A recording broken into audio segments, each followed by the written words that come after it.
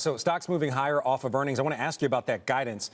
Revenue guidance was soft, but the EPS guidance was better than estimates for both the current quarter and for the full year. What is that saying about the current environment for cybersecurity? Well, overall, I would say the demand environment is very healthy for cyber. I think it's fair to say we have a heightened threat environment. Malicious activity is on the rise. We've all seen the headlines about Salt Typhoon and the attacks on U.S. telcos, and even more recently, attacks on the Treasury Department. And the fact is, we've become a very digital society. There's no turning back. There's been a proliferation of connected systems, assets, devices, and even data. So all of that has expanded the attack surface for customers, and it's made organizations difficult in managing and assessing their cyber risk. Overall, the results for the quarter, we were pleased with. We delivered upside in revenue, earnings, and cash flow. We're doing a good job balancing growth with profitability. Demand was strong. We added over 400 new enterprise platform customers. We had one of our best quarters for large deals, net new six-figure customers, and we're seeing outsized demand in cloud and certainly our exposure management solution. All right. So, Steve, speaking of deals, you actually made an acquisition in the exposure management space. What do you see that doing for your business in the near term and the long term? Jeffrey's out with a note praising the acquisition, but saying it's going to take a number of quarters for it to really benefit the company. Explain to us exactly what is exposure management and what's your near-term outlook and your long-term outlook. Sure. Well, we're really excited about what Vulcan will add to Tenable. First, it's important to note that cyber is a market that historically has been best of breed, meaning customers were quick to deploy solutions and technologies that protect a very specific area of the attack surface. Now, the problem that creates is that most companies have 80, 100, even 200 plus different security vendors in their supply chain.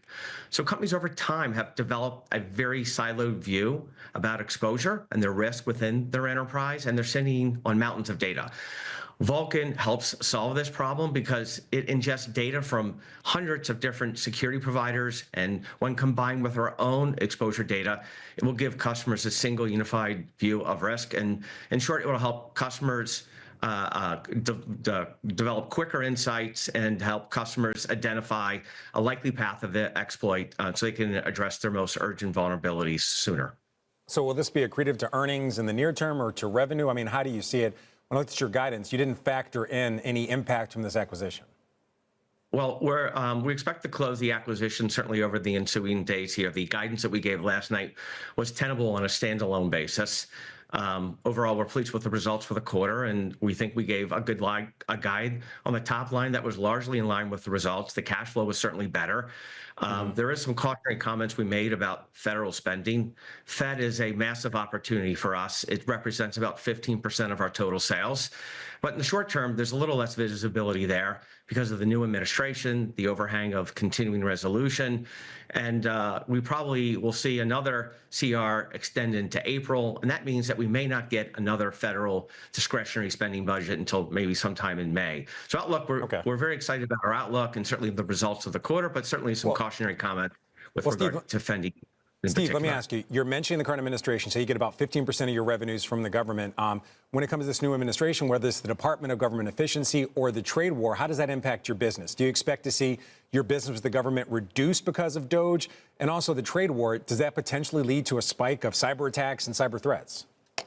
I think there will always be a demand for cyber solutions, and the administration is certainly committed to strengthening our cyber defenses. I think short term, there's just a little less visibility. There's a number of appointees that need to be made from a cyber perspective in terms of CISA and other agencies.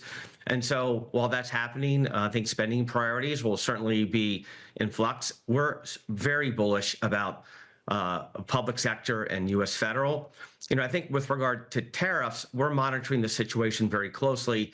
Should there be a rippling effect into software and cyber in particular? But the tariffs that have been announced to date are largely on physical goods, natural gas, and other sources of energy. But overall, we see good durable growth in cyber and demand for exposure solutions.